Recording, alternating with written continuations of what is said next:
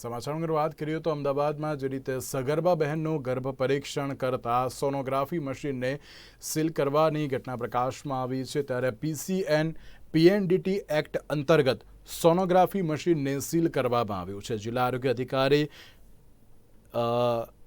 અધિકારીઓની ટીમ દ્વારા પણ જે રીતે આ મશીન સીલ કરવાની ઘટના પ્રકાશમાં આવી છે, ત્યારે જિલ્લા આરોગ્ય અધિકારી ડૉક્ટર રવિ દોશી 35,000 લઈને સોનોગ્રાફી મશીન જે રીતે ક્યાંક જે સોનોગ્રાફી મશીનથી લિંગ પરીક્ષણ કરતો હતો તેવી વિગતો પણ સામે આવી છે। ત્યારે બાવળાની મલ્ટી સ્પેશિયાલિટી હોસ્પિટલ ખાતે આ મશીનને સીલ કરવાની ઘટના પ્રકાશમાં આવી છે, ત્યારે સગર્ભા બહેનોનું ગર્ભ પરીક્ષણ કરતા સોનોગ્રાફી મશીનને સીલ કરવામાં આવ્યું છે।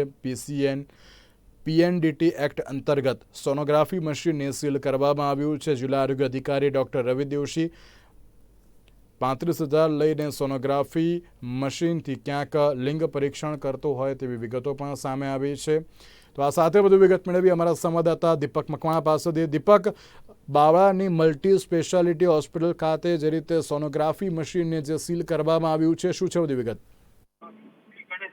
યજ્ઞ, જો વાત કરવામાં આવે તો બાવળા મલ્ટીસ્પેશિયલ હોસ્પિટલ છે કે જ્યાં આરોગ્ય જિલ્લા અધિકારી તંત્રની ટીમ છે કે જેઓ એક સ્ટિંગ ઓપરેશન કર્યું હતું, જેની અંદર ડોક્ટર રવિ દોશી છે કે જે એજન્ટના માધ્યમથી અને 35,000 રૂપિયા લઈ અને જે સગર્ભા મહિલા હોય છે કે તેઓની અંદર ગર્ભ પરીક્ષણ છે તે કરતા હતા અને તેઓને ગર્ભમાં રહેલ બાબુ છે કે બેબી તેની જાણકારી આપતા હતા અને તેને લઈને જ હાલ આ મશીન છે સોનોગ્રાફી તેને સીલ કરી દેવામાં આવ્યું છે। જિલ્લા આરોગ્ય અધિકારીની ટીમ છે કે જેઓએ એક સ્ટિંગ કર્યું હતું અને જે રીતે આ મહિલાઓને જે ગર્ભ પરીક્ષણ કરતો આ ડોક્ટર રવિ દોશી છે તેની વિરુદ્ધમાં કાયદેસરની કાર્યવાહી છે તે પણ હાથ ધરી છે। જી યજ્ઞ।